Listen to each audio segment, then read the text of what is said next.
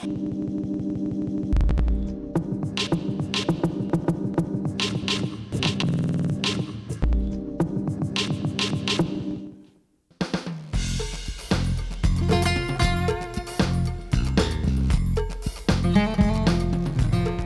is a beautiful router table, Jim. You make it yourself? Yes, I did, John. Thank you. The router table is set up with a 3-horse plunge router fixed to a phenolic base that I made myself that just drops into this opening. The only thing holding it in place is the weight of the router itself. It drops in, it's flush. Nothing else has to be done.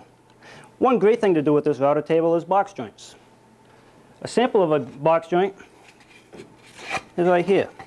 It's a strong joint because there's a lot of glue surface. It's easy to go together, and they're easy to make with this fixture that I also made. This fixture slides into the miter slot with this piece.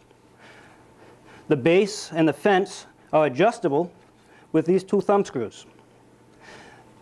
That adjustment's necessary because one thing you need to do is set the distance between this edge and this little pin to the same diameter as the bit. In this case, I'm using a 1/2-inch bit, so I have this set to a 1/2 inch. Show me how that works. To do that, I just take a piece of the stock that I'm going to be using, put that between the bit and this, and put this between the bit and the fence, the pin, loosen these, and then just slide it over so it just touches. And this is a 1/2-inch bit with 1/2-inch stock. Right. Once in a while, it's necessary to finagle that and get it just so. So I'm using a piece of scrap before I actually start my project to accomplish that. All right. The other thing that's important is the height of the bit from this surface also has to be the thickness of the stock. To do that, I just lay the stock on top of the jig and bring this over. And to adjust the height, using the router's capability, I just bring that right up until I see that it's level. Now, if it were a little low, that would be a disaster. You would have a gap and you'd have to reset that. But if it were a little high, you could sand off the extension. True, but it's easier just to use a piece of scrap and be satisfied with the scrap until you, all right. Then no other adjustment should be necessary. It also has this little dovetail with a backup plate. And this is just like a hardboard. Sure, and it fits under the little dovetail to hold it in place. Because this is a sacrificial piece, this is going to back up the support so you don't get chip out. Right. And once in a while, these will become oversized, and you can flip it around and do the same thing to the other side. And what I do is I make this in a long piece. All right. And then I just cut them all up, and I have plenty of them in a drawer.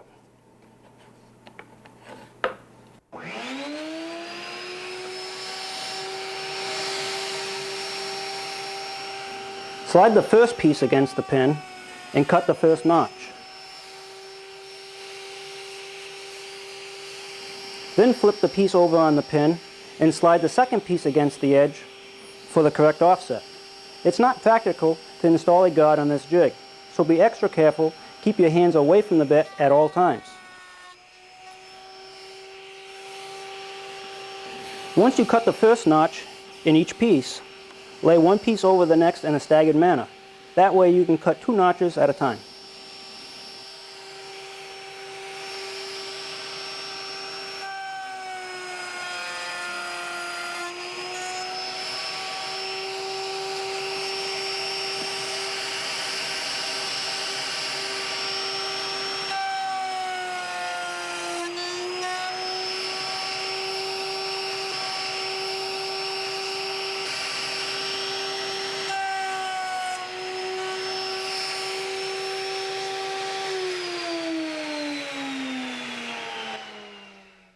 Let's see what we have here, John.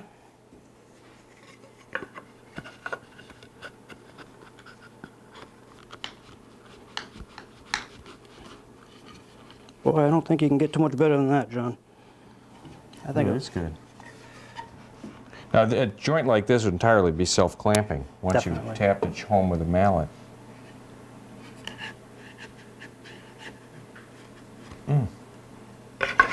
to tighten or loosen these pins, you simply... That would be the adjustment where you loosen these and slide it either way. It's very critical. I can see why the presence of dust on the jig would cause That's small one of the amounts biggest of problems. misregistration. And perhaps to make that better, I could have outfitted the router table with dust control, and also provided a down cut spiral to actually try to feed the dust down and away from the joint. That could help, but I think you'd still always... Always. You have to protect that pin and the surface from dust collection.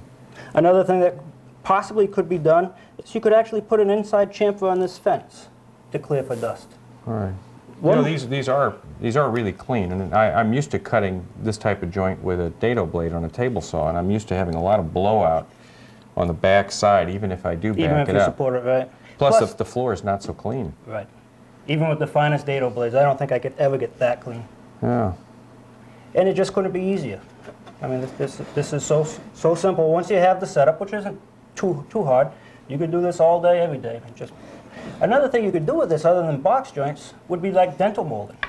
Huh. You know, on a nice cabinet or hutch or something, simply by putting whatever pin you want for whatever size dental molding, you could have a long piece of stock, and it would index off this. And you could. And there is no natural limit to how long that piece could be.